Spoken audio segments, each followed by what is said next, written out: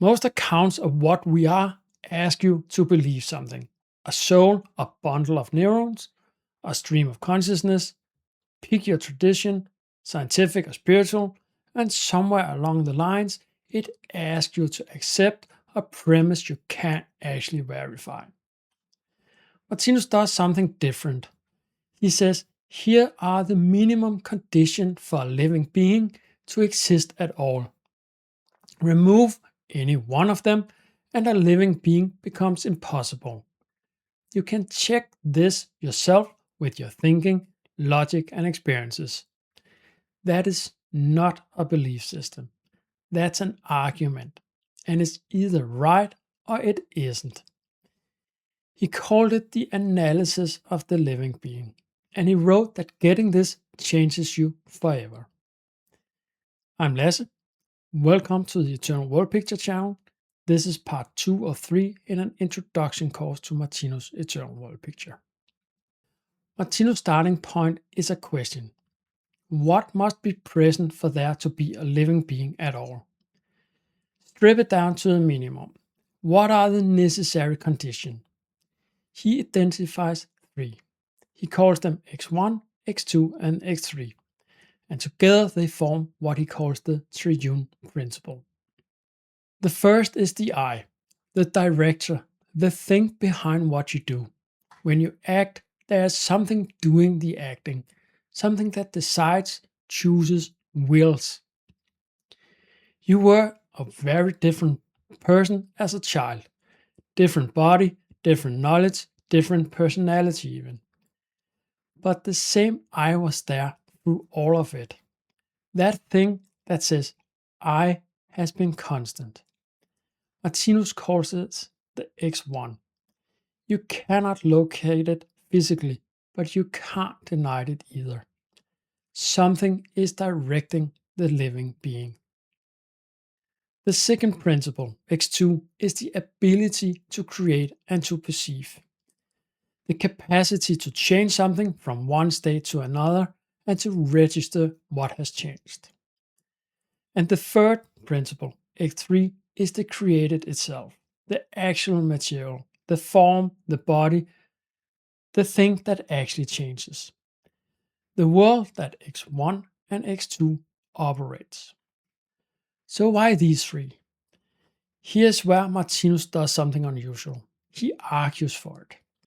Take away X1, the I, and you have the ability to create and perceive, that is X2, and the material X3, but nothing to direct them. There's no will. So the ability to create just sits there unused. So nothing happens, nothing changes, and Martinus states that's not what we are experiencing. Then you can take away X2, the ability to create and perceive. And you have an I with a will, but no capacity to do or change anything. Complete stillness. And again, Martinus argues that's not what we are experiencing. So there needs to be an ability to create or change things. Thirdly, you can take away X3, the created, and you have an I with a full capacity to create. But there's nothing to change. There's nothing that you can act on. It's like a painter with no canvas and no paint. So Martinus' arguments is, look at the world. Things change. Something is acting on something. All 3 principles must be present in order to have a living being. But this is where he goes even further, and this is the part I find the hardest to set aside. He says X1 and X2 are not themselves created things. The I was not manufactured at some point. It has no beginning. He calls it the causeless cause. His argument, if at some point there was generally no ability to create whatsoever, then that ability could never have appeared. It could never have been created because there was no ability to create it. So to produce something, you need the ability to create.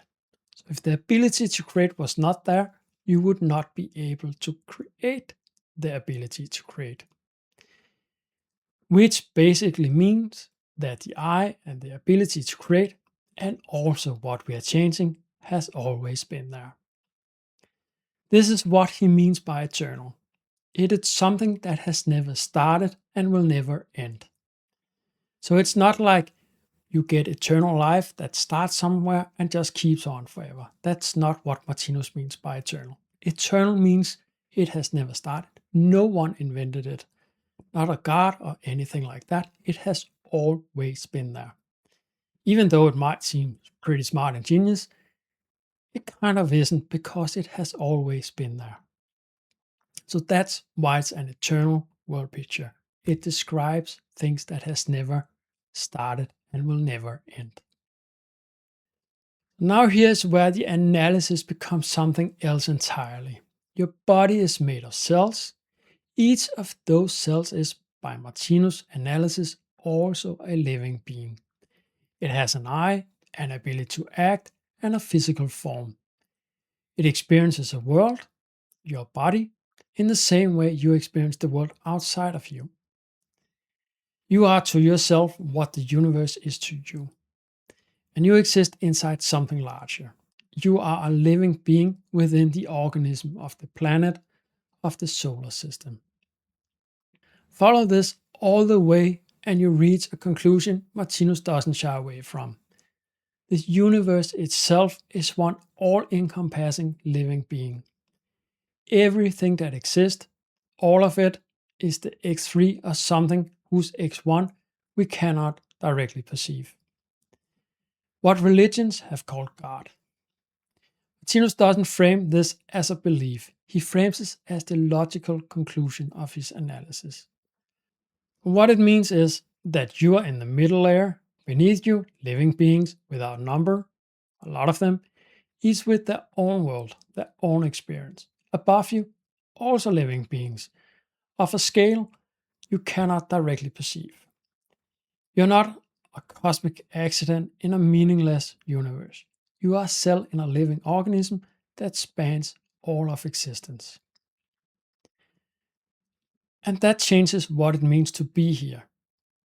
In the third video, we'll look at where humanity stands right now in this picture, the current chapter, and what it means for what we see around us. If the Triune Principle raises more questions than it answers, that's probably the right response. The next video is where those questions get a context. If you find this video interesting anyway, please subscribe to the channel, give the video a like if you found it valuable, and if you have any comments or questions, please leave them below. It really helps the channel. Thanks for watching.